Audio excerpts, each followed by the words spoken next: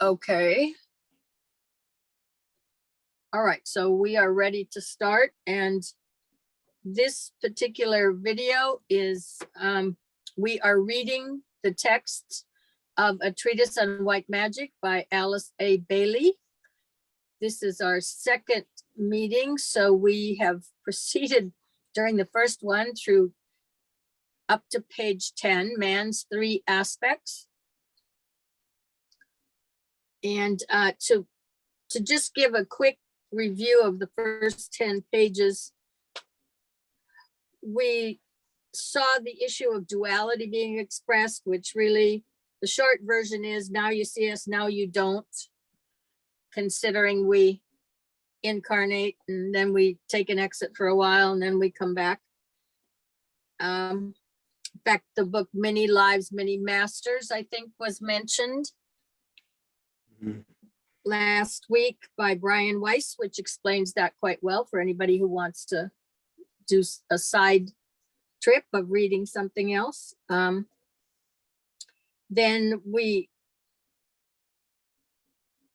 got to understanding that what's important here and what we do is create consciousness. When you get into the physics of consciousness, which is another book, it explains how we literally are conscious creating machines. That's our job here on this planet for the purposes of the planet. So that's a matter of when you put spirit and matter together, you're going to get consciousness out of it. 3, there is understanding. He dealt with the laws, the concept of the laws. And so really what that is, design of the planet's relations to other planets in our system. And we learn slowly as this evolves and we evolve with it. So there's just certain things you can and can't do within this structure, simply because the basic design we're in is such that we have limits also. And then the last portion of that was how we use our minds. We start looking at things theoretically that are thrown at us. We learn to discriminate. And as we evolve, we become more intuitive and start to be able to pick up some of what we consider our own ideas. We've caught them and they're a little more advanced, and that's how we evolve. That was a very short summary of the 10 pages we went through. Now we're dealing with man's 3 aspects. So before I go any further, I've got Tom down there, and I really haven't met you before, Tom, other than by phone, I think, right? Only in voice, yes. So now you can put a face with a name and the voice, and I can do the same. That's right. It's been a while. Yes, it has. And you certainly got a lot of action in that water behind you. This is actually a shot that my wife took. Her family has a nice, they own a lot of farmland up in upstate New York, right on Lake Ontario. And they set up a really nice family camp on the back end of one of their fields for the family. So there's a bunch of cabins we built back there, and it's extremely rustic, no electricity, no running water. You have to go to the bathroom, you have to use the outhouse. It's very serene and peaceful, and we love going up there as much as possible. That's why you've got so many short, choppy waves, is it's a lake and not the ocean. Lake Ontario, yep. Very, very treacherous. It can be deceiving. It can be very, very calm and cool and glassy. And I go out there and paddleboard, and 10 minutes later, the wind will pick up and it'll be pushing me in on a 10-foot wave. So, oh my gosh. Got to be careful. Dang. Sure. All right. So any questions about anything before we start this section? So you said we're on page 10 in the the introductory remarks? Let me see if they classify that as, I believe so, yeah, introductory. And I guess, see, I'm online with it, and online sometimes doesn't have the same page numbers. Okay, hold on, let me see, because I was going to say, We went a little bit further. We went to page 18 last week, so man's 3 aspects is on page 18 of the book. There we go. Okay. Got Okay, it. and it's on 10 on mine. Okay. Yeah. So the online that was very confusing trying to find things in the book. Well, I'm glad I asked the question. Yeah. Yeah. This is a download actually from Lucius Trust, and it's a very nice download, but the numbers are always different. So anyway, we're still at man's 3 aspects. So one of the main means whereby man arrives at an understanding of that great sum total we call the macrocosm, or God, functioning through a solar system, is by an understanding of himself. And the Delphic Injunction, man, know thyself, was an inspired utterance intended to give man the clue to the mystery of the deity. But I'm going to stop there for a minute. I really doubt that one of those oracles at Delphi said that, because they indicate that those oracles were actually breathing in some noxious gas that came from the inner source there, and that's what sent them out there. If so, they wouldn't be talking about man, know thyself. I mean, it's a wonderful statement, very important, but I just can't see one of those women being all gassed up with that, coming up with something that brilliant. Through the law of analogy or correspondences, the cosmic processes and the nature of the cosmic principle are indicated in the functions, structure, and characteristics of a human being. So, I mean, we are, what you will find in his material is, and even Annie Besant, we are a reflection of a reflection of a reflection. In other words, the chart.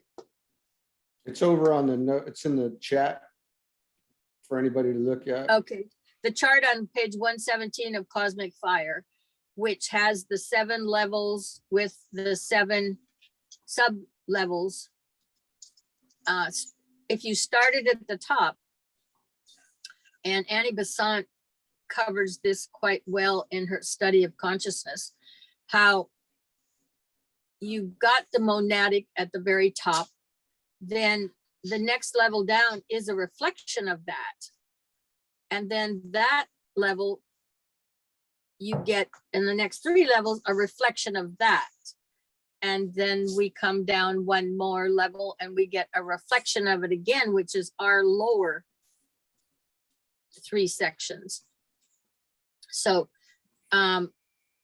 when they talk about the law of analogy or correspondences, the cosmic processes, and the nature of the cosmic principles are indicated in the functions, the structure, and the characteristics of a human being, is, in essence, it's finally gotten down to a point where it hit bottom, if you will. And we are the product that's moving up, back up the line now, in as much as we have a degree of consciousness on the lower 3 levels that we certainly consider to be the top of the chain. You know, we've got animals below us, and we've got plants, and we've got mineral kingdoms. So, and all we are is a reflection of reflection, working our way back up to the top. So when we talk about the law of analogy, you're going to see it in this book over and over and over in all her work, or correspondences. The cosmic processes, the nature of the cosmic principle, are indicated in the function, the structure, and the characteristic of a human being. So we should be able to see all that within ourselves if we could see it. We are indicated but not explained, or they are indicated but not explained or elaborated. They simply serve as signposts directing man along the path, whereupon the future signposts may be found and more definite indications noted.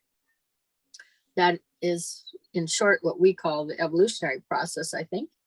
The comprehension of that triplicity of spirit, soul, and body lies as yet beyond man's achievement. but an idea as to their relationship, their general coordinated function may be indicated by a consideration of man from the physical side and his objective functioning.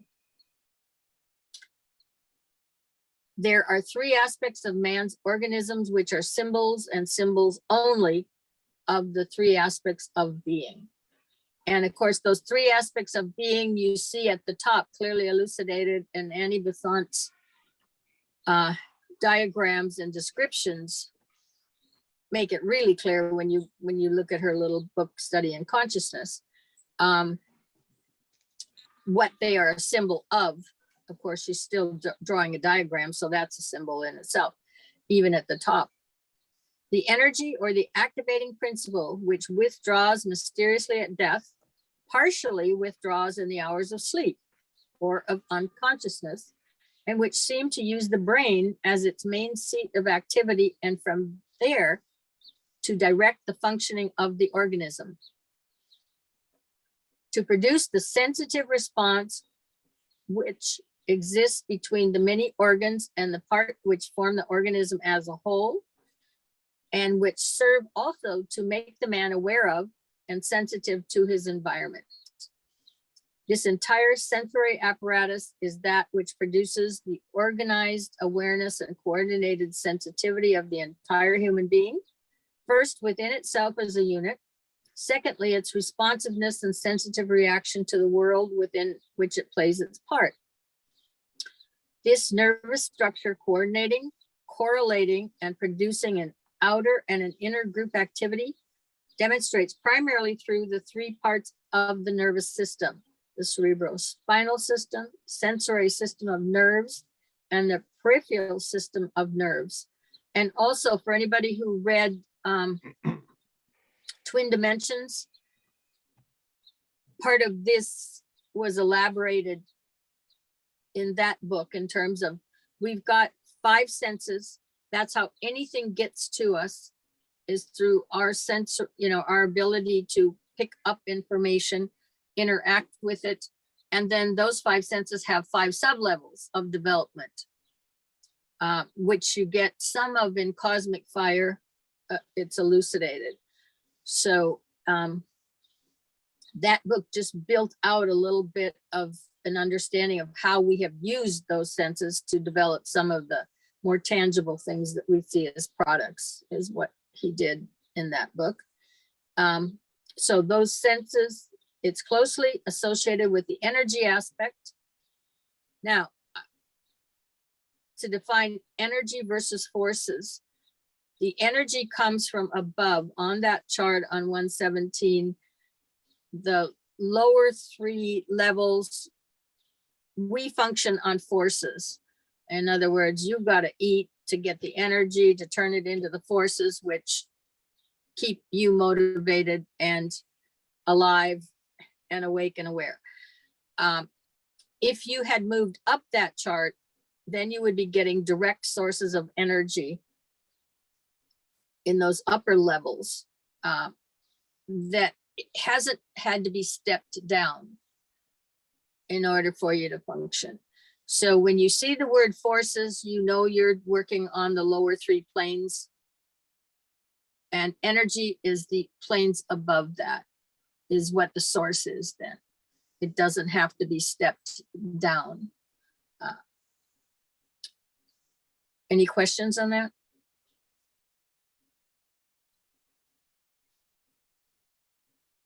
Okay. So those systems are closely associated with the energy aspect, being the apparatus utilized by that energy to vitalize the body, to produce its coordinated activity and functioning, and to bring about an intelligent rapport with the world in which it has to play a part. It lies back, if one might use such an expression, of the body nature proper, back of the mass of the flesh, the bone, and the muscle. In its turn is motivated by and controlled by two factors: the sum total of the energy, which is the individual quota of vital energy, the energy of the environment in which the individual finds himself and within which he has to function and play his part. This coordinating nervous system, this network of interrelating and sensitive nerves, is the symbol in the man of the soul, and an outer and visible form of an inner spiritual reality. There is finally what might be described as the body, the sum total of the flesh, the muscle, and the bone, which the man carries around, correlated by the nervous system and energized by what we vaguely call his life. In these three, the life, the nervous system, and the body mass, we find the reflection and the symbol of the greater whole. And by a close study of these and a comprehension of their functions and group relation, we can arrive at an understanding of some of the laws and principles which direct the activities of God in nature, a phrase sublimely true and equally finitely false. The three aspects of divinity: the central energy or spirit, the coordinating force or the soul, and that which these two use and unify, are in reality one vital principle manifesting in diversity. These are the three in one, the one in three, God in nature, and nature itself in God. Carrying the concept for the sake of illustration into other realms of thought, this trinity of aspects can be seen functioning in the religious world as the esoteric teachings, the fundamental symbology, and the doctrines of the great world religions and the exoteric organizations. In government, it is the sum total of the will of the people, whatever that will may be, the formulated laws, and the exoteric administration. In education, it is the will to learn, the arts and sciences, and the great exoteric outer presentation of the teachings. Wait, I missed a sentence there, didn't I? The exoteric educational systems. In philosophy, it's the urge to wisdom, the interrelated schools of thought, and the outer presentation of the teachings. And I think in Bucke's book, Cosmic Consciousness, he indicates that basically most of the teachings that we have and the education we've taught has come from these people down historical lines who have had some degree of that exposure and that epiphany of that cosmic consciousness. I don't know, did anybody else see that line in that book? Probably not. Not that I remember her off the top of my head. Okay, because I thought Bull read that book too. Yeah. I haven't read it yet. Yeah, see twin dimension, and then Pardon? cosmic consciousness. No, yeah, you read. I was going to say, well, you read it. I saw it at your house. Yeah. Yeah, Yeah. that was the book I was talking about, Cosmic Consciousness. Mhm. But he does make a remark there. It's just a sentence that he says that all of what gets taught to most of humanity has come from the people who have had that experience. And Sure. And so that's easy to see, I think. Yeah. Mhm. so, and I think he's substantiating that here too. Just a lot of times one sentence in this book can be represented by the whole book in some other piece of workings. That's generally why I suggested certain books make it easier to understand this, because it's just like Twin Dimensions, Inventing Time and Space. There'll be a sentence in here that implies everything that's in that book, but you don't even know that if you haven't had some exposure to that kind of that material, because it's implied in this one. You're not learning it in school because they're not teaching it. Probably don't even know enough to teach it yet. So anyway. No, they're too busy worrying about making kids memorize, you know. Common Core math. Yeah. It's ridiculous. Well, yeah, I guess you've had a recent experience with that, right? Your wife? Yeah, I didn't tell Bull, but I think Tom knows because I might have been texting back and forth with him at the time. Yeah, I know she left, but you didn't tell me why. Oh, she walked into the classroom, her classroom that Bull, Kim got a job as a science teacher. And then she went to school on Monday morning. And I guess all of the entire astral plane came running at her, and the flood came down the hallway of the school. And she said, "Nope, I'm out of here. I can't do it. I'm being a lunch lady is way better than this, and I'm out." And she called her boss before she left, and she had her other job lined back up, and she went back to being a lunch lady. Nice. This would be a great TikTok video. Yeah, you know, I could just see all the teachers calling HR trying to transfer over to being a cafeteria lady. Like, what happened to Kim? Oh, she went back to being a lunch lady. Damn it. She was only here a day. I knew that was a better job. It's funny. Yeah. I was surprised, Carla, that there was no transit or anything happening. So maybe that it just wasn't, it's a real event or anything, Right. Yeah, Yeah. I mean, she hadn't even technically transferred over yet, had she? No. And she didn't, there was no transit happening. It was just kind of No, pretty- but she had not formally no, transferred over No. yet. So, no. it was like a non-event. It was like I got into the wrong Yeah. room this morning and Emotionally, yeah. found out that she got very, it was like, hey, I'm gonna go be a teacher today. Oh, just kidding. I'm gonna go back to being a lunch lady. right. What the hell? Yeah. When you go to college and you find out 10 minutes into the class, you're in the wrong classroom. Yeah. Yeah, I'm not supposed to be here. I gotta go. Wait, what do you mean? I gotta go. I don't know what happened. Yeah, sorry about that. No, I asked the question. So if we go on, thus the eternal triplicity runs through every department of the manifested world, whether viewed as that which is tangible, or as that which is sensitive and coherent, or that which is energizing. And what you're going to find in his works is when he deals with the triplicity, and he almost always does, there's almost always three parts to it. And one is going to deal with the physical, one is going to deal with the emotional, one is going to deal with the mental. It's going to deal with those lower three planes on that chart of 7. So, like I said, when you start to read it and you see these three, you can tag them right to the mental, the emotional, and the physical. They're related in some way. Every time he comes up with a 3-part scenario. It is that intelligent activity which has been clumsily called awareness.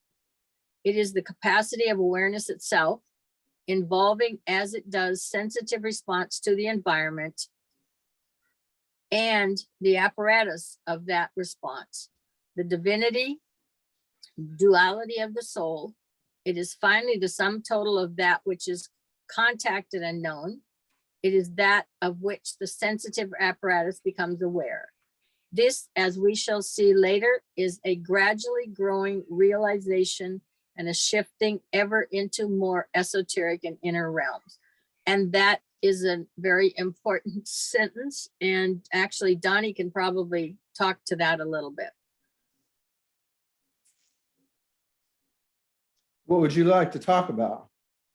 The last sentence, we shall see it as a gradually growing realization, shifting ever into more esoteric and inner realms. In other words, you start at the bottom, but you do work your way up, and eventually you can kind of see that that's Right. actually happening. Yeah, you can witness it, I think. If you're paying close enough, if you're aware of what's happening and you understand the material even just a little bit from that chart and all, if you really let it sink in, you can start to watch where you're probably at if you're being realistic with yourself.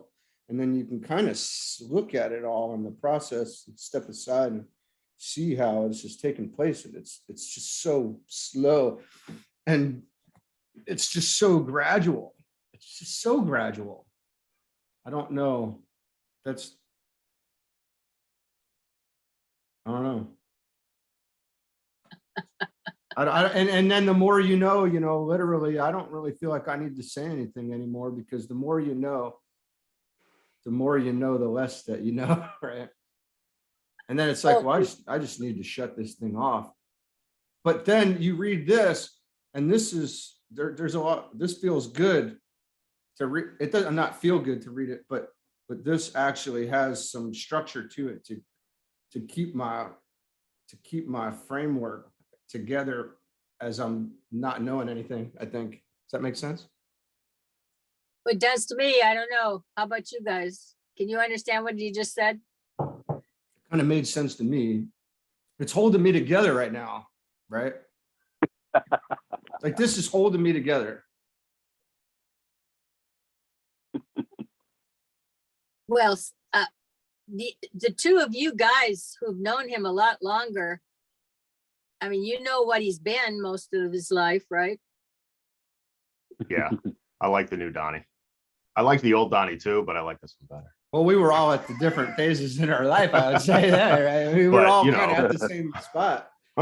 I think all three of us were different at those Yeah, points in our lives. So 100%. I think I get it, because it's like the gradual evolution of us as individuals and man, but like interconnectedness together. And I mean, I'm the resident newcomer here, I think, but as I've been diving deeper into this with Donnie, it's like at points I'm like, well, I think I might have been doing this a lot longer than I think I have been, because and just not really realizing what's been going on. So it's kind of neat to see the evolution over time, and it is very gradual. And I'll say it hasn't been consistent either, because there's days where I'm just like, what the F is going on? And I can't figure anything out. But then there's days where everything is just clear as day, and I just go on and everything's great. But The breeze that morning has secrets to tell you, right? Don't go back to sleep. So it seems Right, like that, exactly. like every day you get a little bit, just a little bit, if you're aware. If you're not Yep. aware, you're host. It might all come crashing in at one time, but if you're paying attention every day, day by day, you can see the very gradual changes. Yeah. Also, seems like that anyway. I'm blown away by how emotion starts to disappear. That is really wild to me. And I don't mean disappear. I mean to look at things that would have normally triggered me years ago, and then even just probably a few years ago. And then now, About a few months ago. yeah, well, yeah, I would have to really think about that. But especially in these last few months, I can see that the energy or something, if I can say that, in my heart, and this is just my interpretation of this right now, from very silly interpretation probably, you've just become much more constant. It's just I don't know, there's just an awareness that doesn't go to and fro, flying off. There's not really the emotion there that doesn't cause your mind to go swaying. You just stay very steady. Even if you do let it take you, it doesn't last as long as it might have used to, right? No, yeah, no, Yeah, they like say if something lasts for more than 15 minutes, that's an issue that you need to work out.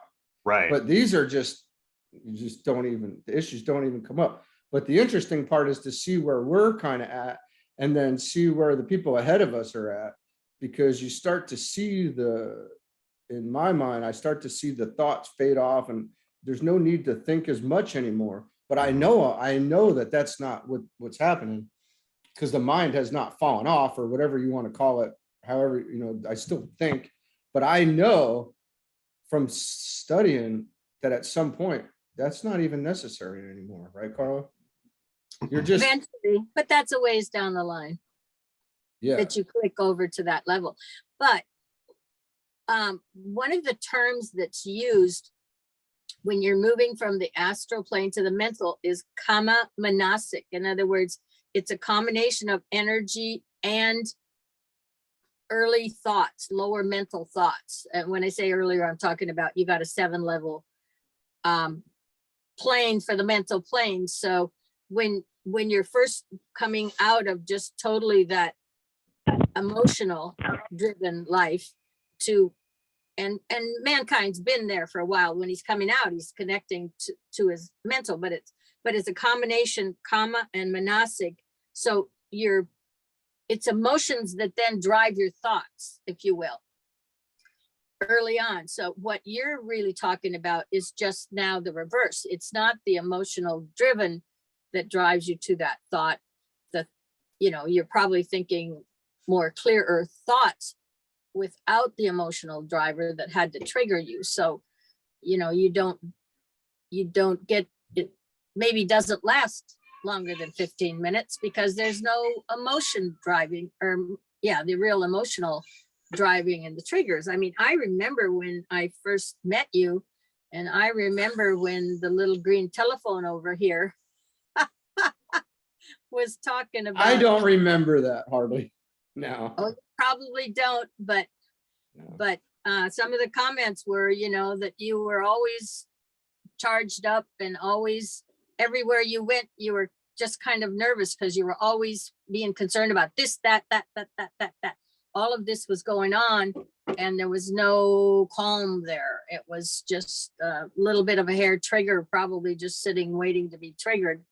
And you were concerned about a lot of stuff. You probably had a lot of irons in the fire, but not being able to deal with all of it at one time. So yeah, I was very confused for a couple of years, It was confusing, I think. I was really didn't know what the heck was going on with my life and why it was being like a tornado came through, So it was intense. And Donnie, that was kind of back to what you're saying, like with all the, stuff or the emotions or whatever. It was, I just thought that since we had all been there, done that, million deployments, all this other things, you're just desensitized to life at that point, because like, okay, I'm coming back, nothing in civilian life is going to be as gnarly or, crazy as, stuff that we've seen or done or whatever. But Right. then when all of our other dudes stayed like in that like emotional state and stuff like that and got like really super aggravated at, things, just like, oh man. And I couldn't really put my finger on it at that point. I'm like, well, I guess I was wrong in that stuff. And then Right. and I met with Carla and, we, like went through the reading, everything else like that. She gave me some things to read. Then I'm like, oh, cool. Maybe, it's something else. That's why at that point, like I reached out to you. I'm like, dude, you and Carla need to talk because because you have all these energies going, freaking crazy. And like, you're, freaking blowing just crazy amounts of energy everywhere.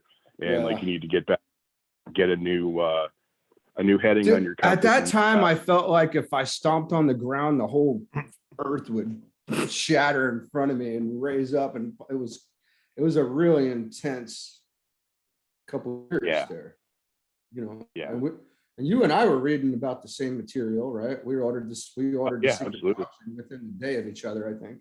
So that was really intense. And that was the hardest time of my life, was when Bull and I actually probably came together. That was one of the hardest. I was the most confused, but I was also coming out. I guess I was on the up.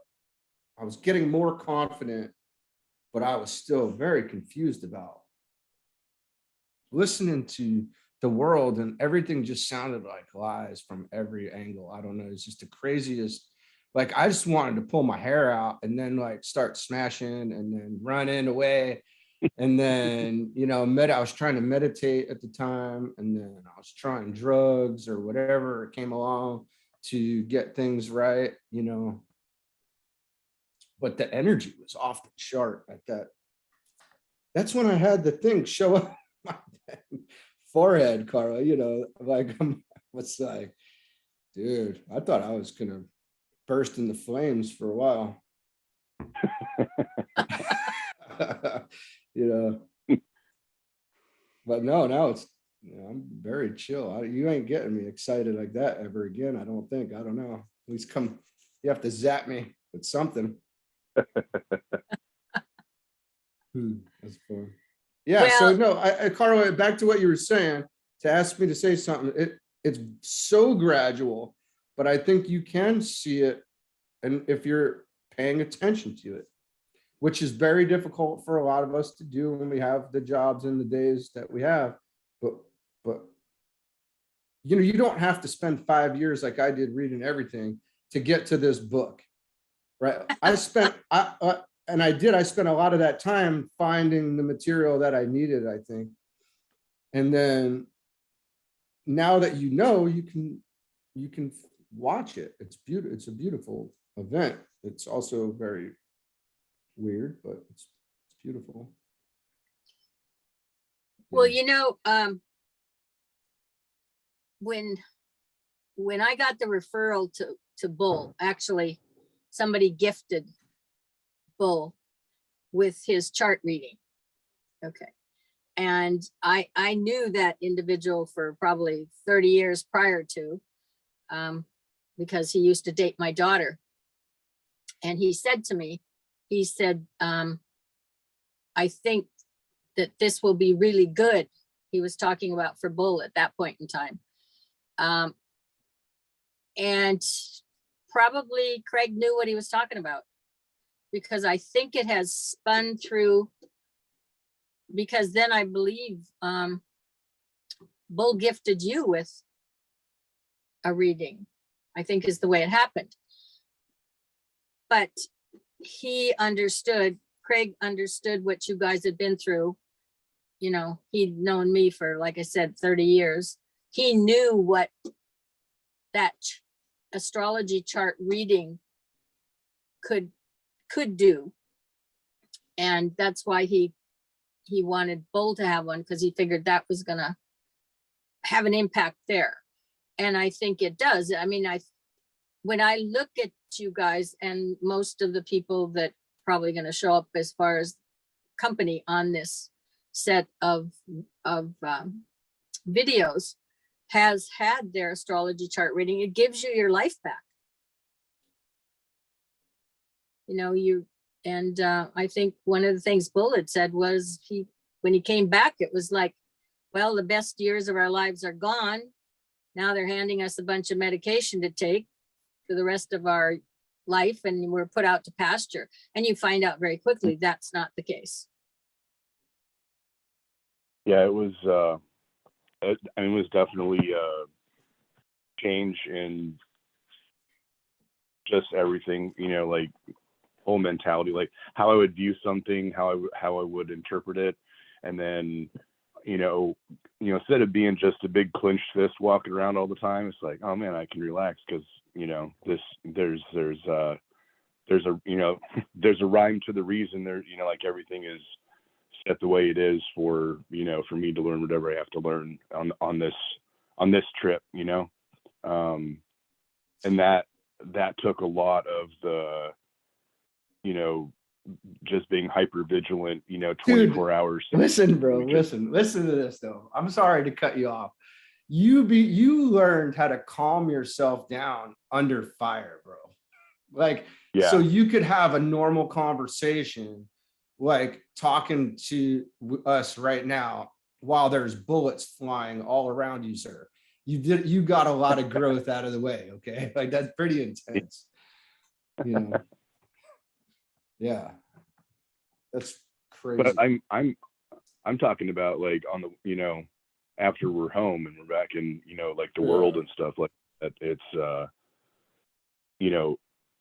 I hated leaving the house. I hated going, places, all this other stuff. I didn't know, there's 10 million things going on, trying to find a job, which job I wanted. Was this one going to last? All these other kind of things, stuff with the family, like, pretty much everything.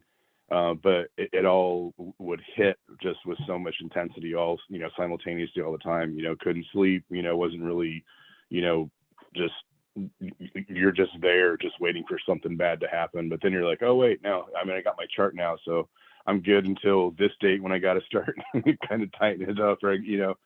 So it's Well, they've got it's our like, alkalinity and our chemicals in our bodies all jacked up too. There's all sorts of Yeah. crazy stuff going on there. well, it's all very freeing, like mentally, to where you can just get out and like basically live your life without just worrying about everything every single second of the day. So, and that, since you're not in that state of mind continually, you can, plan things, and you can do, like you can basically get your life back, like Carla was saying. So yeah, it's I think everybody needs to have one. So I mean, especially, guys like us that come back or whatever, just to get back on the road that we should have been on. Yeah, like I could see Carla doing our whole unit. Oh, dude, for sure. No, man, if I was, if I was king for the day, I would make that part of everybody's out processing checklist when they were, going to separate from the military. Like, all right, Yeah. give Carla a call, get your stuff, and then come back and tell me how amazing it was, and then go freaking order cosmic consciousness and freaking Right. treat us in white magic, and then freaking have a good time. It's like, oh man. Right. Call me in a couple months. Yeah. And Bull, one of the things that I think you were specifically talking about when we're talking about doing your chart, and a lot of people don't really understand all the information that is there let's put it this way. When you're born with a manual. You just don't know it. In other words, the Yeah. personality profile that you're going to work through is defined there. And then not only that, but you've got what we call the transits, which are the event patterns that are coming into your world. And one of the things that I remember when we did your chart is you were looking for a job. And Yep. so this was a search. Where am I going to Yeah. find it? Okay. But there was a specific date set there, and it was very clear. I said, no, until this point, this is when this is going to happen. And I remember you saying that was part of where your comfort level was, because you could spend the weekend with your son instead of having to chase through the whole weekend plus next week and et cetera, to try to find a job, because you did find it on that date. I and at that time. And you had choices. Yeah. You became aware that you had choices in terms of, and it wasn't just a matter of plowing through everything, but the opportunities were going to come to you. Yeah. Which I believe they did. They did. Yeah. I had texted you on that day. I said, oh, hey, guess what? I said that job, it dropped. And then you're like, oh yeah, I know. I'm like, no, okay. I didn't, but yeah, that's cool. Yeah, it takes a couple of years for somebody to realize they really have a playbook that was designed for them and for the success of their life and for whatever purpose this incarnation. It all comes packaged for you, but it's just not been brought to the awareness of the general public. I mean, I remember the 60s, that's when astrology came up again. I used to call it cocktail astrology. It was just very comfortable. Oh, what sign are you? Oh, well, I'm such and such, and you're just looking for a pickup line, and that's what it was. But all of the rest of the information there was never pursued in those days because it was just surface stuff. But it's there. Everybody, it proves you've been logged in. Let's put it that way. You've been logged on and you're here and you've got a plan and a purpose. Cool. And that gives you a lot of comfort. Guys. Oh yeah. I mean, for the military guys, as soon as, you're done, you can just, like you're sitting around there. I mean, like out processing outside of the military, and it's a very impersonal process. They're just like, cool, you're signed up. All right, cool, man. Thanks. See you later. And you're like, huh? And then you just kind of walk off base and, drive home, whatever, and then you're just kind of there, and then you're like, wow, I don't really have a purpose anymore. What am I supposed to do? So in that kind of just I think, you know, gets that all that churn going, and then not really having a clear direction of, you know, like what you're supposed to be doing, or, you know, Or you a know, balanced direction, dude, because I feel like people who get out jump to the next thing in a panic too quick, and they don't take any Yep. time for themselves to decompress after 20 years of basically brainwashing and freaking toxic relationships and work environment. Yep. Man, come on. Anybody in the military could just be like, this is a toxic work environment. Every single person in the military absolutely. could say that. This is harmful for your mental health right here. I can tell you that after just doing 6. I only did 6, and I didn't even Oh yeah, deploy. day one. I didn't even deploy into combat, and it sucked. So, Yeah, but Bull, we had a toxic. lot of fun. Yeah, I we did. mean, Probably too much. No. Mm-mm. No.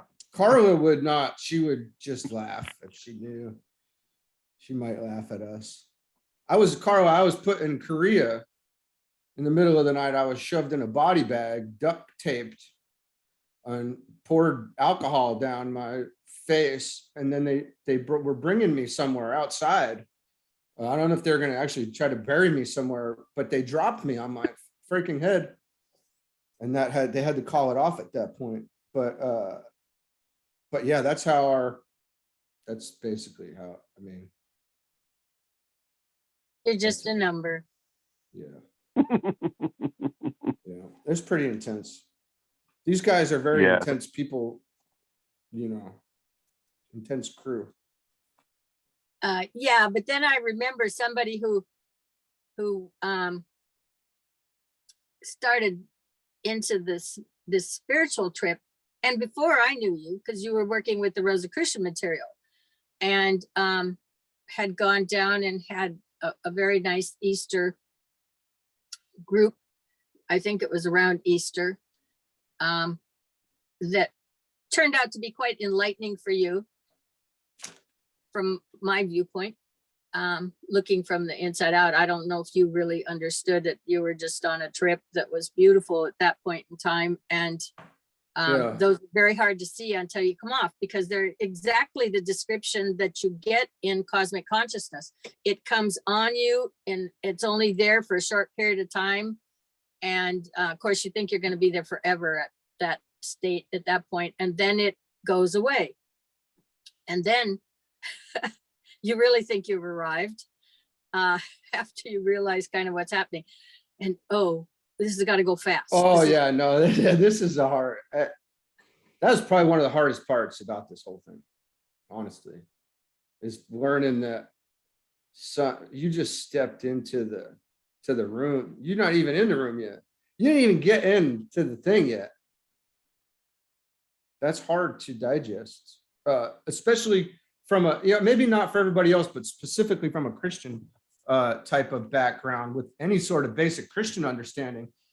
You're saved. Once you're saved, you don't have to do anything anymore. You're just done. And then you just in la la land and, just serve everybody and walk on water and everything's, you're going to do greater things than him. And I and the Father are one. And then we're done now. That is a dangerous teaching, because that's not how it goes. Well, and in this, when all of the Eastern religions came over here in the 60s, it was the same thing. You were going to get to Nirvana and then you were just going to be there. In other words, they just figured, okay, well, when you get to the state of Nirvana, then you're just going to be in that state for the rest of your life that you're here on a physical plane. And that you've arrived and there's nothing left to do, which is not accurate either. You can take those increments of development, and they're described in cosmic consciousness, I think, quite accurately.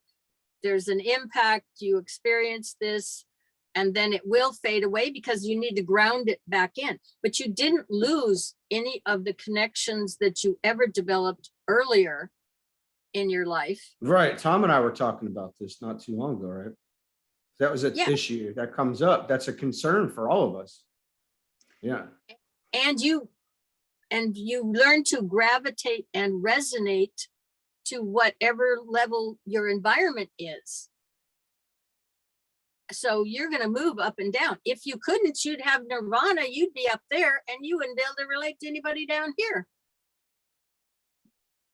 You know, I mean, that would be what would happen. But you learn to play the whole scale from top to bottom is really what happens. And so if you come into the environment with a 5-year-old, you're going to move to the range where that 5-year-old is. And have a conversation and interact and be able to. It's very similar to when I was young, they used to show how you would create a sound and you'd have a glass over here. And if you hit the right one, it would shatter the glass because it resonated to a level of impacting. Well, you go up and down as a human being through all of the planes and experiences and be able to resonate with everything you've experienced to that point in time. But you don't go up there and just stay there. Okay. Hanging in here, that's not what you're here physically to do anyway in an incarnation. You're here for as much development as you can do, or whatever is programmed. The soul determines there's a need for the incarnation. And then there are what they call 4 lords of karma who decide where you're going to land and what needs to be the next. Hold on, Carla, we're kind of losing you a little Next bit. to Right, for a karma. second. Have the perspective from the viewpoint of what that soul needs and what the planet needs. I mean, we're here as planetary issue. We're here for a purpose to benefit this planet. And it's not just to clean up the garbage that's been thrown around. It's our development.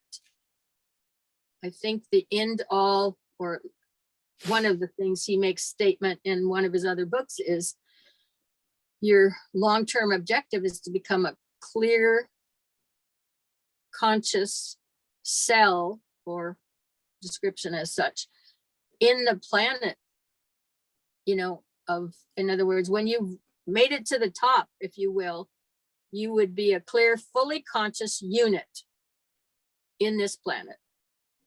But you are a planetary issue for this planet. In other words, you weren't born on Mars. Okay. We already know our uniqueness is relative to being on this planet, because when they go in outer space, their eyeballs change shape. The DNA changes. Okay. So we're here to serve this planet and be a unique part of it. And it's a long journey, and we get a lot of shots at it. It isn't just one time, and if you don't make it. And I don't think it ever initially was, but that's the way it was interpreted in order to establish a church. And listen, they've lasted 2,000 years. There's no other corporation that's lasted that long. And they just basically, from my viewpoint, their purpose was to preserve some of the teachings of Christ and the words he said. And that's been managed to be done for 2,000 years. So otherwise, it's humanity and human foibles have directed it in a lot of directions that are not necessarily functional. But now we have material like this, and everything here is, I mean, you can listen to it. You like it, fine. If you don't, go read something else, because nobody's pushing this on you. Well, that's the important part, I think, that DK mentions in the introduction that we talked about last week, especially for new people coming in who say, well, this is just like cult material. This is cultish. What are you going to go do? Start a cult? There's a lot of people like that. you know, that have that, you know, they don't want to sway too far out of their, you know, it's like a protection, you know, defense mechanism that they have, where they don't want to sway too far out. They won't even read stuff like this a lot of times because it says magic or something. But the words in there that DK says about, you know, this is not dogmatic. Don't listen to me. Don't trust me. Don't listen to anybody. That's truth there. I mean, don't, you know, that's, take it if it resonates, if it, you know, if you can synthesize, if it synthesizes, great. And if it doesn't, do it thou wilt. Right. Yeah. Yeah. I mean, it's just like the astrology chart. It's yours. You don't have to list, you don't have to believe any of it. Okay. But it is designed for you, and the transits are designed for you, not for somebody else. And you're going to do with them what you will. It's your choice how you greet the energy that comes to meet you at various times. I ask people now, you know, hey, you know, what's your chart look like right now? You know, when's your next transit? And they're like, oh, I don't know. I haven't looked. And I said, well, and that, but some of my friends just be like, I don't even want to know what's coming. I don't even want to know. You know, so there's, oh yeah, there's people like perspective that, for too. sure. Yeah. Yeah, but and I mean, I've always figured, hey, if you want to blow through this one blind, that's fine. Maybe you need that, you know. And for somebody else, it wants to have a little bit of a clue. It generally gives a little cushion, because even if it's something that you've got to make adjustments in your life to or something, you know, the event is coming. So when it comes, because it's going to come, whether you believe it or not, whether you know about it or not, doesn't matter. But it can be just a little cushion. Ah, here's what this is. And you know, now I'm going to have to make a little transition here or there because something new is coming in that I need to figure out how to incorporate or to work with. And so, yeah, it just eases it up, because you're going to get it either way. Well, I think it's definitely part of knowing yourself initially anyway, right? Yeah. But not much happens in your life that there isn't a transit set for. We think that we're just running around and we're interacting with everything and it comes to us, and that a lot of this could be accident or this or that. It's not the case. It's sometimes people will have a comparison done between two charts to see how well they'll get along. It's kind of a good thing if you're going to marry somebody, you have a clue. Well, hell, come on, Carl. We missed the boat on that one. We're all got. This is was my third marriage. I needed to know this stuff. I need to know this much earlier. Next go. Right, but anyway, let's see. I started off with, where did I start off with this one? Because I was thinking of a particular point on the comparisons, and I went into your train of thought. But anyway, well, I'll have to pick that one up when I think about it again. But your three marriages are well, we're all Pluto and Libra, and that appears to be our primary mission, or one of them. Side missions is rearranging relationships, right? well, that might be something, but you've also got a lot of basic planets in Libra too. So, I mean, you're running around connecting with people all the time. Oh, in particular, yeah. Oh, all of us, or yeah. Okay. No, you. Hmm.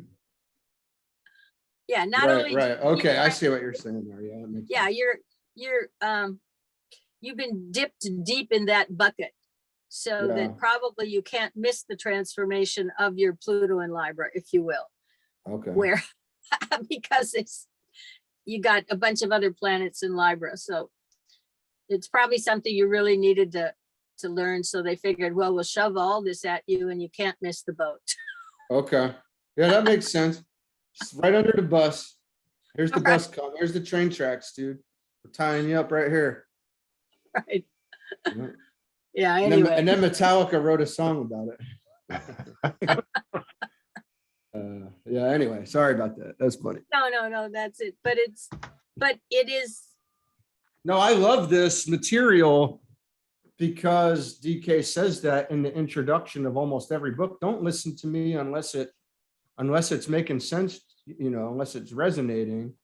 And we are all, I think all of us right now, we're very skeptical of everything. We at the same time probably believe everything and don't believe everything all at the same time right now, kind of. Yeah. yeah, well, That's a see, very Yeah. strange, that's not healthy like that, right? So this material is good because he says, well, just disregard everything else. If it resonates, it resonates, right? And nobody wants to go to church. Nobody wants to do any of that stuff because nobody knows what is right anymore at all. We're just doing stuff, it seems like. well, we're shifting an age. We're going from the Piscean age to the Aquarian age for starters. So the energy that built the last 2,000 years is leaving. It's slipping away, if you will, on its own. And the new energy for the new age, the Aquarian age, is starting to come in and fill in some blanks, but it makes very little sense because you don't have enough of it to get a picture yet. So you've got to pursue your own truth. Yeah, it's seeking it's probably driving you to have to find your own truth. Yeah, So that's interesting. yeah, it's like, This is changing pretty the- hardcore stuff, though. I mean, as far as Bull and Tom and I go, in my opinion, you have to be pretty tough mentally to handle some of this. If you're looking at from where I'm at, you have to be tough to handle this material because it's going to rearrange your whole thing. It's gonna upside. You're gonna flip your life upside down. Right. You got to be tough. I think. This is not for the weak. And it takes a lot just to. And the military guys, if you think you're tough, here's the thing. If you guys think you're tough, come on, sit down and talk with Carla and Tom and Bull. All right. If you think you're tough, dude, come on, sit down with Carla and let's see how tough you are. It's true. Have you crying in about 10 minutes, or not, or on the track, one or the other, right? So this is good stuff. No, I think we need to get as many people as we can, our buddies at least, exposed. I'm just going to be everybody's strange friend from now on. I mean, I know that's what I've been. It's in my chart probably to be that, but I'm just going to keep doing it. And Bull's definitely everybody's strange friend. Tom's everybody's strange boss. Because he runs the Census Bureau, And they don't even know it. And we're his only friends. I'm running that place and they don't even know it. It's the best way. It's like Obama.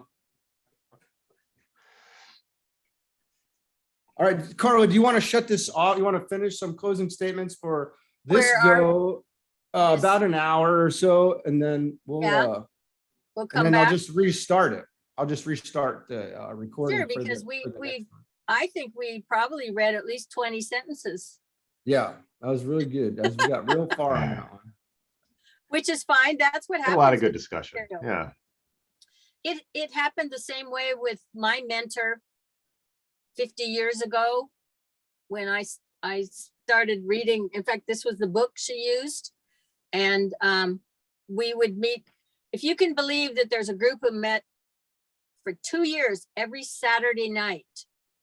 That's how engaged that group was. That they would take their Saturday night and everybody went to her house. She had enough room for all of us.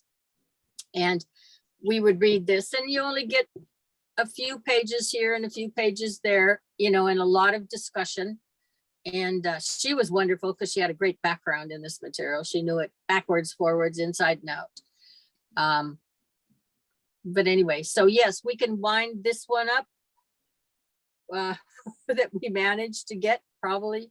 How was the energy in that place? Yeah, and it was the times. The 60s, you could never reproduce those. They were just unique. And I think what really occurred in essence was that you had a descent of the Christ consciousness came down as far as the astral plane, the emotional plane. Because everybody was talking about Christ. I mean, I had a good friend of mine, he and his brother were arguing about which one was the reincarnation of Christ. Okay. And then you had, but the world couldn't handle that kind of energy in terms of application of any growth like this material. So the song, if you're not with the one you love the one you're with, was absolutely how that energy was used. Came down to the astral plane. We're going to love somebody. So, I mean, if it ain't you, it's going to be you tonight, kind of thing. It was. It's like a big, long, pleasant transit. Yes.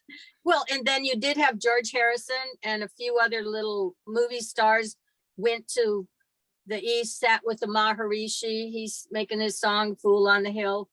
And then some of that comes over here. Transcendental meditation came with it. They actually had a TV channel. They had a lot of things that clicked for a while, and then it lost it. And astrology came in, but again, like I said, very surface, just cocktail astrology, a nice book on the cocktail table, and a conversation piece, and a lot of times just to start a conversation or to pick up somebody and or unload somebody maybe too. So anyway, the yeah, it was a unique time. You could not replace it because there was actually that descent, and with it came the music, the Beatles, and a lot of good music. And then as you moved through the decades, you changed the drugs and then you changed the music. So pretty soon you had acid rock and heavy metal. Oh, and now we got crack.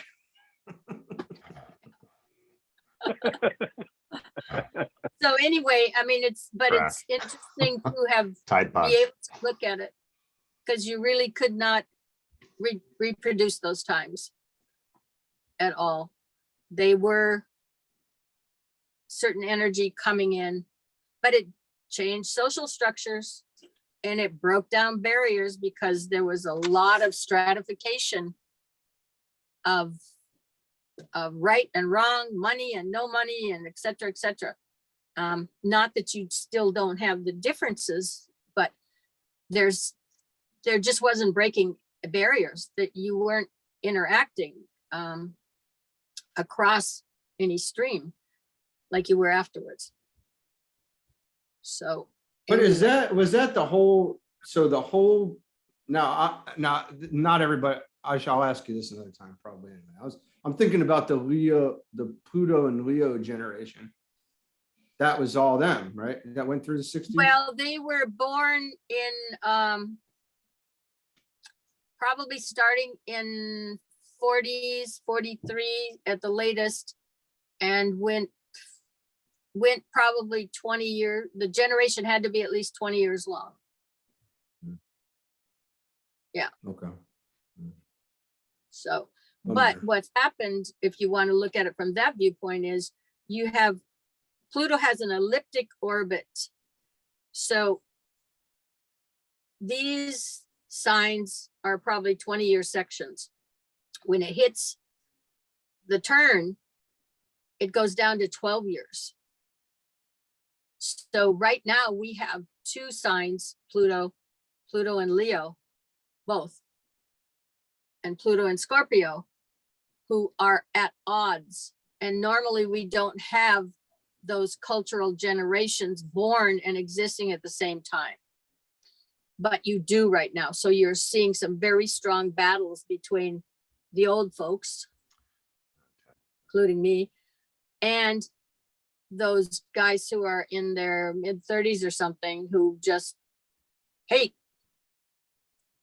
what the old folks stand for, because they're not bending down, they're not capitulating, and they're not dying fast enough probably for them. So there's a real polarity there that you normally do not get culturally, because the outer three planets move so slow. Large groups of people over a period of years have the same general themes for generational themes, and generally they're not at odds, because those planets move so slow. You aren't even going to get a 90-degree angle in a time frame that keeps them all alive at a 90-degree angle. So we just happen to be in one of those. But it's nice for the young to have that short cycle, because what's transpired for them is they get that 90-degree angle and they're 37 or 38 years old. And this is the transforming planet. And a lot of times in retrospect, after they've had that exact angle hit, and they get a few years, so they get a little distance, they look back and say, I had a second chance at life. And it's happened for a lot of them. So decisions that they made early, when they didn't really have the awareness that you have after you've been through the mill a few times over your first 35 years or whatever, you get a chance to go back and make another set of decisions with more awareness, because circumstances just move you from one place to another, whether you planned on it or not. So anyway, so Okay. we'll just wrap this one up. Yep, that sounds good. I'll be right. I'm not even going anywhere. I'm just gonna pause it real quick, or I'm gonna Right. stop it.